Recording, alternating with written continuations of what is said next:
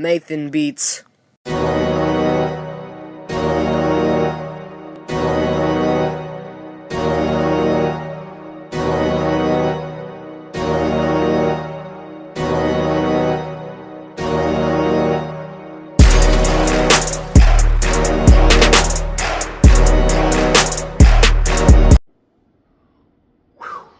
What's up, y'all? This your boy Mr. I-240. I'm back. Oh, look at my beard. I ate all that cereal. Oh my. Yeah, what's up? This your boy Mr. I-240. I'm back with another video today. I was finna record the Kofi Kingston 900 episode with 900 subscriber episode today, but y'all took too long to give me my 900 subscriber. So I already started production of this video, which I'm finna record today. You know what I'm saying? But before we get into all the, man, for real though, man, thank God, bro. Just thank God for another day, bro. For real, like, I just want to thank God, bro. That's all I can say. I don't know about your blessings or whatever. Just, I ain't even saying blessings. Just a blessing to see another day. Like, hey, look, man, if you got any grudges, any beef, hey, man, let that go, bro. You know what I'm saying? And like I just saw this video not that long ago, like really like 45 minutes ago. I know it's hard to forgive folks, man. You know, especially the circumstances of what they did, but man, we all make mistakes. And I just learned recently, like things I knew, but I kind of relearned again. Hey man, just because you forgive people don't mean you gotta be necessarily friends with them, but you ain't gotta have that stranglehold with you and have that hate in your heart. You know what I'm saying? We all make mistakes. I ain't perfect. You know what I'm saying? I made some mistakes in life too. So I just realized, man, like the video said, if you want God to forgive you, you gotta forgive that person and let life take care of itself. You know what I'm saying? And I know, so especially in my situation, you know what I'm saying? But it's okay though. I ain't tripping. I know I made a lot of mistakes and a lot of consequences to get to this point though. But like I said, give thanks to God, the big man above. If it wasn't for him, won't be no Paige, won't be no me, won't be no y'all. You know what I'm saying? But the legendary person I want to talk about today is British Bulldog. And I feel like the reason I call this Underachiever because he had some moments, but he didn't get that big moment. You know what I'm saying? He just, underachieved. You know what I'm saying? So if you're new to the page, comment, subscribe, hit that notification button. So we talk about the British Bulldog, David Boy Smith, who got a son in the wrestling business too. You know what I'm saying? And so let's get straight into it. Smith started his training with Ted Bailey at 13. After his grandfather and father noticed he needed to be involved in some positive activity, he started competing on ITV World Sports in 1978. In 1978, when he was only 15 years old, he wrestled under the name Young David against 18-year-old Wonder Boy Beanie Wright, uncle of future WCW wrestler Alex Wright. Smith filled a spot in the promotion. Filled in a spot left in the promotion, left by slightly older cousin Dynamite Kid, who had recently departed to wrestle in Calgary. Mentored by Dynamite Kid friend Alan Dixon, in 1979, Smith appeared to have won the British welterweight championship from Jim Breaks. You know what I'm saying? The Dynamite Kid done that 2 years prior. Only for the win to be disallowed due to Dixon distracting Breaks Smith. So Smith then held Breaks 1-1 draw as a result of Dixon himself challenged and defeated Breaks for the belt. Smith was then spotted by Bruce Hart, who was scouting talent in the UK, like the Dynamite Kid before him. He traveled to Canada to wrestle for Stu Hart. Hart and Roy Wood trained Smith further in the Hart Dungeon. Smith became a key wrestler in Stu Hart, Stampede Wrestling. During this time, he began to feud with Dynamite Kid.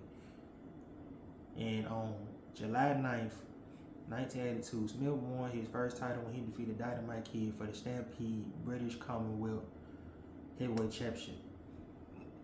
Smith debuted in New Japan Wrestling, where he became involved in a three-way feud with Dynamite Kid and the Cobra over the NWA Junior Heavyweight title on February 7th. Over the title. So on February 7th, a three-way dance on one-night tournament was held, and Smith lost to Dynamite Kid via countout. After the tournament, Smith and Dynamite Kid formed a tag team in both New Japan and Stampede Wrestling known as the British Bulldogs. The British Bulldogs made a shocking move by jumping to New Japan rival All Japan Wrestling just before the start of All Japan annual tag team tournament. Smith made an occasional return visit to UK, appearing on World of Sports in 1982. In 1982, where he lost to David Finlay in an eliminator match at the shot at the British Heavyweight Middleweight Championship. In 1983, where as a complaining heel, he defeated Beanie Wright in a rematch from 1978. Then, of course, he made the big leagues the first time. World Wrestling Federation. The British Bulldog, along with brother-in-law Bret Hart and Jim Neidhart, were brought to the World Wrestling Federation after Vince McMahon brought Stampede Wrestling. At first, the Bulldogs were able to tour both WWF and All Japan, but eventually Vince McMahon gained the rights to the Bulldogs. Managed by Lou Albano, the Bulldogs began a long feud with the Hart Foundation. The Bulldogs also feuded with the Dream Team, Greg Valentine, and British Beefcake. And on April 7, 1986, WrestleMania 2, with Albino and Ozzy Osbourne in their corner, the Bulldogs defeated the Dream Team for the Tag Team Championships. The Bulldogs held the title for nearly 9 months, feuding with the Dream Team and Nikolai Volkov in Iron Sheik. But the Hart Foundation bestie the Bulldogs, beated the Bulldogs to win the tag titles on January 26, 1987. After losing the titles, the Bulldogs gained a mascot, an actual Bulldog who went by the name of Matilda, and they feuded with the Islanders, Demolition, and the Jacques the Boardman brothers. So at Survivor Series on November 26, the British Bulldogs and other face teams won a 10-on-10 Survivor Series tag team match. The following Survivor Series on November 24th, 1988 produced the same result. So later in 1988, the Bulldogs left WWF due to backstage problems, specifically between the Dynamite Kid. I saw that in the Dynamite Kid episode when dude gave Dynamite Kid the 2-piece in the basket.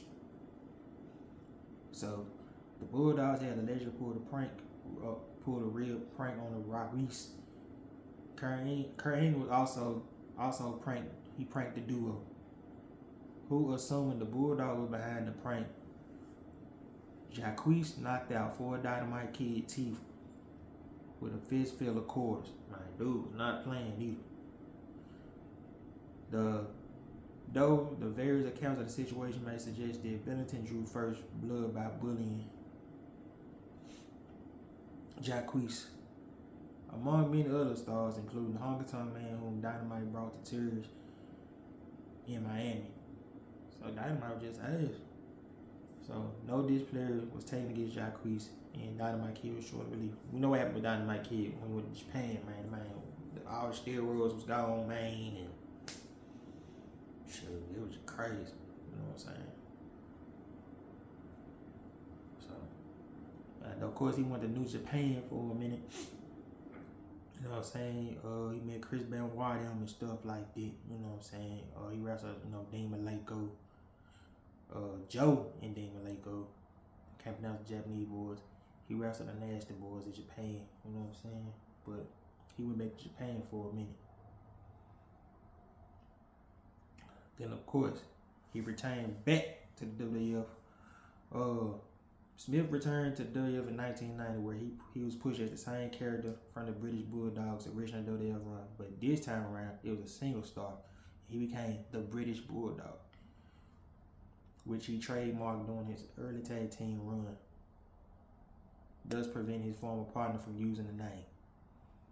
Damn, y'all was cousins. It's crazy. Smith returned to WWF at a live event on October 6th when he defeated Haku.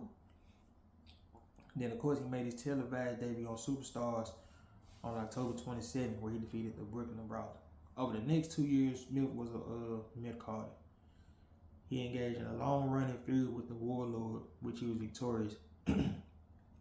He was fairly a popular performer in the United States, but was a huge attraction to fans in the United Kingdom due to WWF becoming a ratings hit on Sky Sports. As well as promotion touring country holding supercars such as the UK Rampage. Smith competed in a 20-man battle royal at the Albert Hall on October 3rd, 1991. He won by eliminating Typhoon.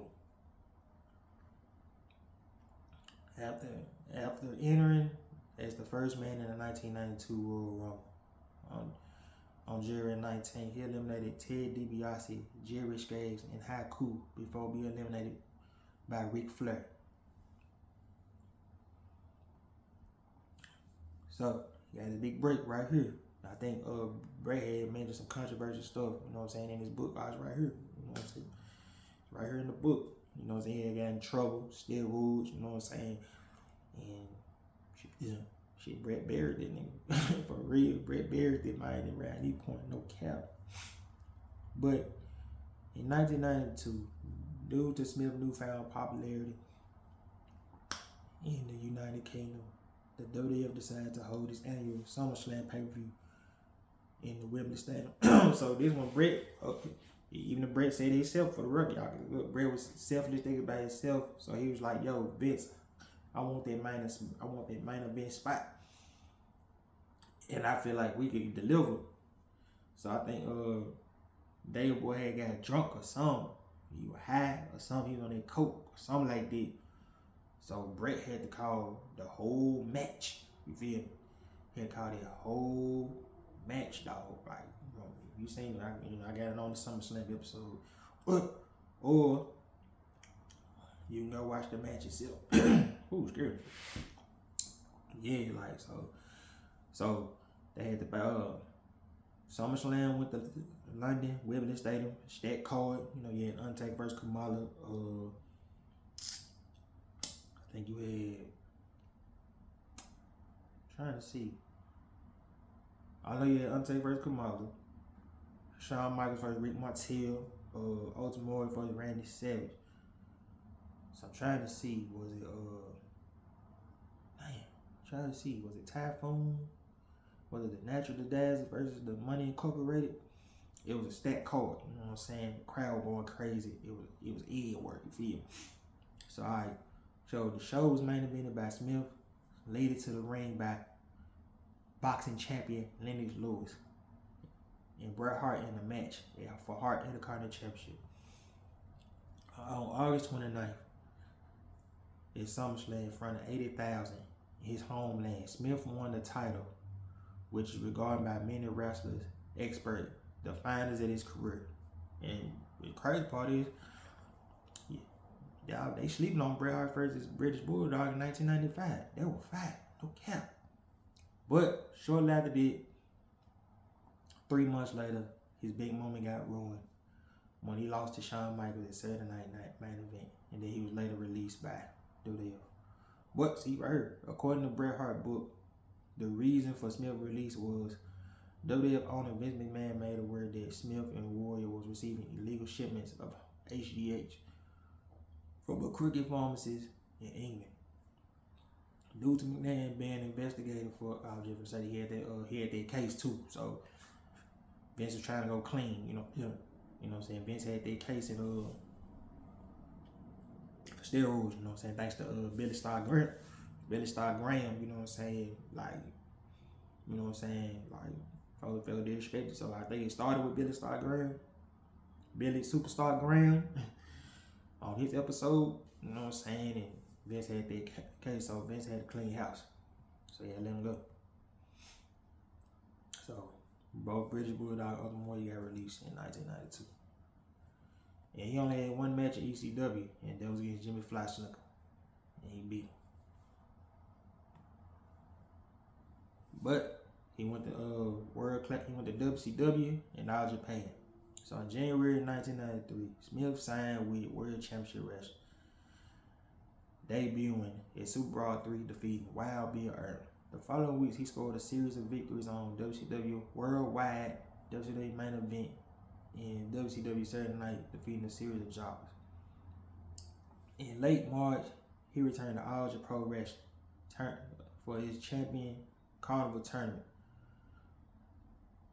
He scored a total of 6 points, defeating Danny Korfat, Doug Furnace, Johnny Ace, but losing to Akira Tour, Kenta, I don't know dude's last name, but the Patriot, Stan Hansen, Steve Williams, Terry Gordy, and I don't know dude's name, no cap. But upon returning from Japan, Smith formed an alliance with top wrestler WCW Sting and engaged in feuds with Sid Vicious and Big Van Vader. At Slamboree on May 23rd, Smith wrestled Vader, winning the title, but via disqualification. But since the titles do not change hands, Vader retained. The feud continued afterwards. Incriminating with Smith was seemingly won the World Championship on Vader on the tour of England in October. The decision was reversed. In July, Smith was reportedly involved in an altercation with a man at a bar who was making advances towards his wife. As a result, legal issues followed. WCW released Smith from his contract in December. His final pay-per-view appearance in WCW during this period came in Battle Bowl on November 20th. The month prior, he was teamed with Cole in the first round of Lethal Lottery. They lost to the Road Warrior Hawk and Rip Ross. You know what I'm saying? He went to England for a minute. You know what I'm saying? He didn't stay long and stuff like that. You feel me? Bulldog just shooting himself in the foot. He had a lot of opportunities. It's just, you know, it's just career messed up. You feel me? So you know how they go. So here we go. Smith returned to WWF at SummerSlam on August 29, 1994, where he immediately became involved in an ongoing family feud between Bret Hart and his brother Owen Hart with his in-laws. Smith then teamed with Bret against Owen and Jim Neidhart in a series of tag team matches, most notably a victory on Monday Night Raw. On November 23rd, Smith appeared in Survivor Series in a 10-man elimination match with his partner, Intercontinental Champion Razor Ramon, 1-2-3 Kid, and the Head Shrinkers as they faced Shawn Michaels, Diesel, Owen Hart, Jeff Jarrett, and Jim Neidhart. But Smith was eventually counted out. But Smith played a key part in his brother-in-law feud, a key part of Survivor Series featuring Owen Hart and Bret Hart, in which he supported Bret against Owen Benefactor, you know what I'm saying, a bar back.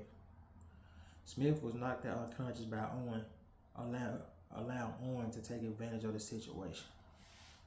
Owen manipulated Bret's mother to surrender to Bob Backlund, thus costing Bret the title match. Then, of course, after entering the Royal Rumble as the second entrant, Shawn Michaels was the first.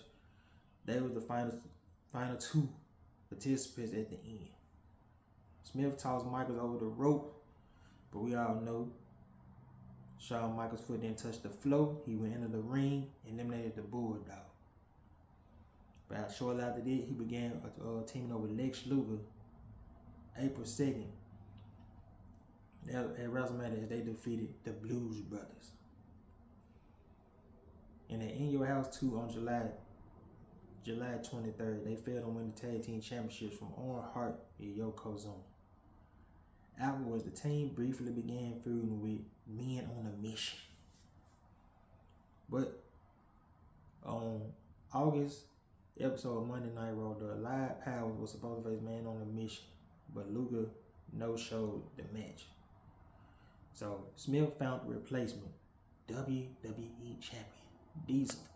But during the match, Bulldog unexpectedly betrayed Diesel and turned heel for the first time in his career, helping Man on the Mission beat up Diesel and align himself with the Jim Cornette camp, featuring Yokozuna and Owen Hart.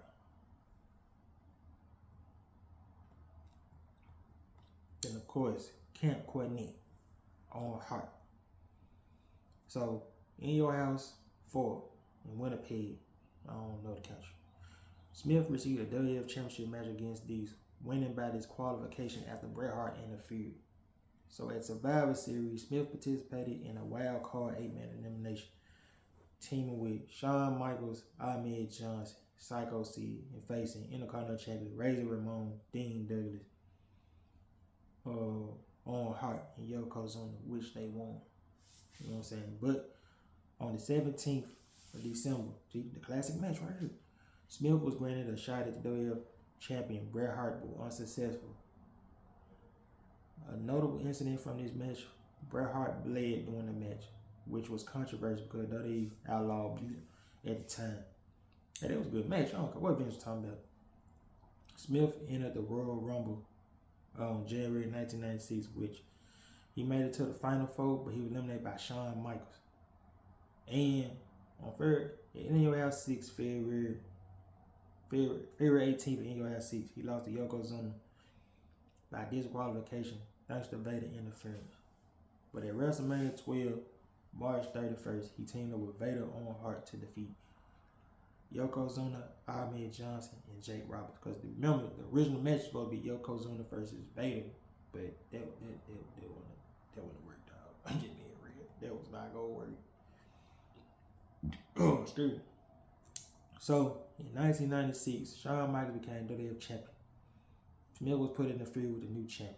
The feud was supposedly based on Smith's wife Diana accusing Shawn Michaels hitting on her, which angered the Bulldog, made him determined to take the title from Michaels. The two were the main event in Your House 8, Beware the Dog, on pay-per-view, May 26. The match ended in a draw, leading to a rematch at King of the Ring, where Smith failed to win the title. Afterwards, Smith won a tag team with his brother-in-law, Owen Hart.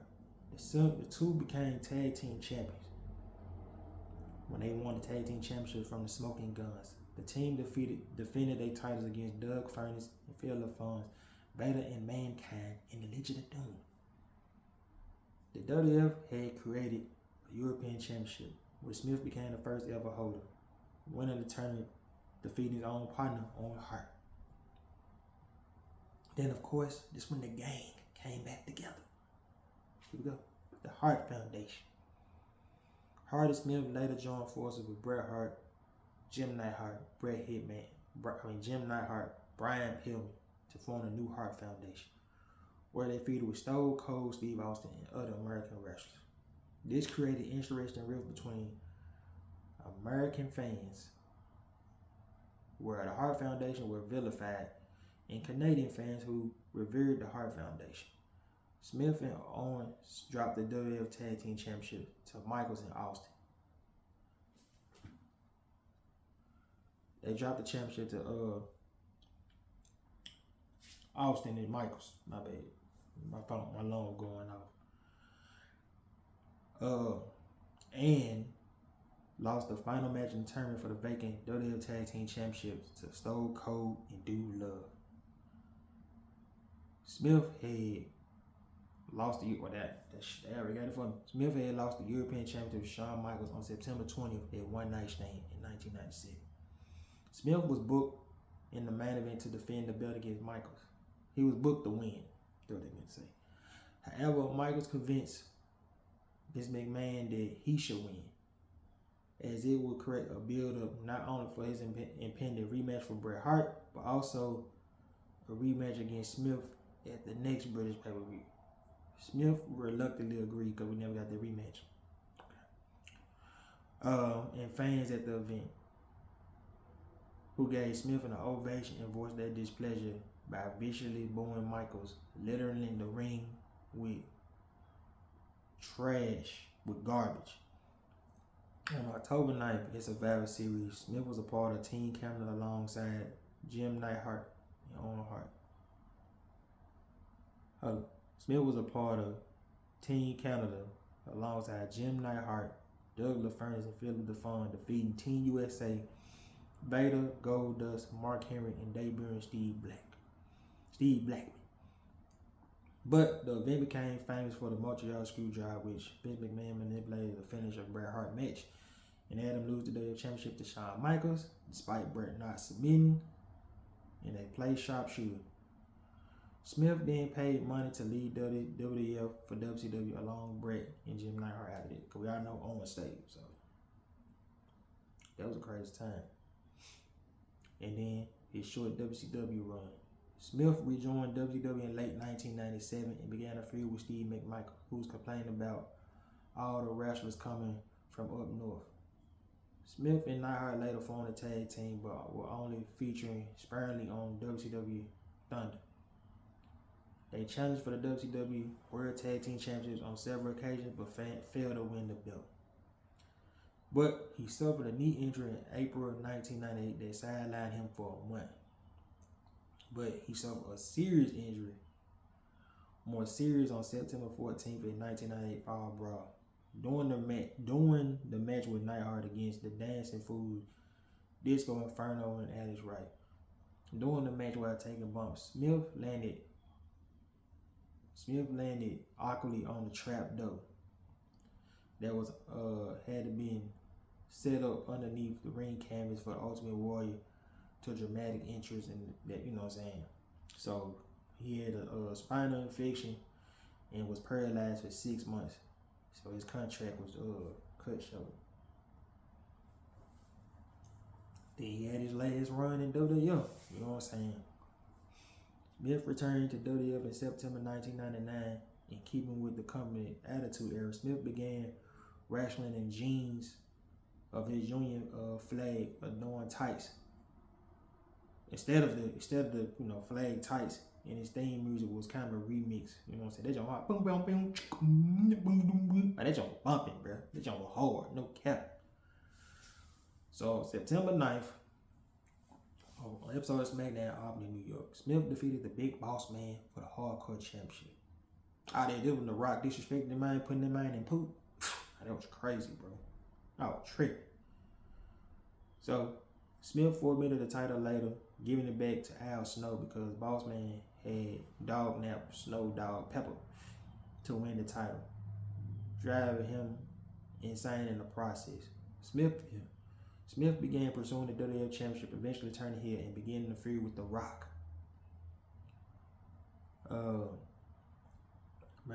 Rock did that, but that when I knew British Bulldog career was over, bro. When that man spine busted, Rock bottom that man in some poop, I was like, oh yeah, your career over, dog. Vince don't give a damn about you, bro. So Smith did headline Unforgiven on September 26th as part of a 6-man WWF Championship match that was won by Triple H. Smith returned to England as a heel in rebellion, defeating X-Pac. Smith defeated D'Lo Brown for the European Championship on October 26th, but then he lost it to Val Venis in a triple threat match at Armageddon. On May 6, 2000, Smith defeated Crash Holly for the Hardcore Championship, for only Holly to regain the title back from Smith and regain the title back on May 11 on the episode SmackDown. His last televised match with WWF was Sunday when he busted into Eddie Guerrero and China Locker, accusing Guerrero, who's the European champion at the time, not treating the belt with respect that it deserved. This led to a match on Heat. Both guys are disqualified, and shoot, that man left again, and That was the last time we seen him. And y'all know what happened in 2000. I think my boy had a heart attack at 39. You know what I'm saying? And his life cut short. You feel me? Like, you know what I'm saying? So, you know, when you see them type of episodes, man, it be sad to hear. Like, you read these type of stories, bro, it be sad as hell, bro. Like, damn, bro. The truth they say, man, money and fame do not bring you happiness at all. You know what I'm saying? And it just, you never know what people going through behind closed doors. You know what I'm saying? Like,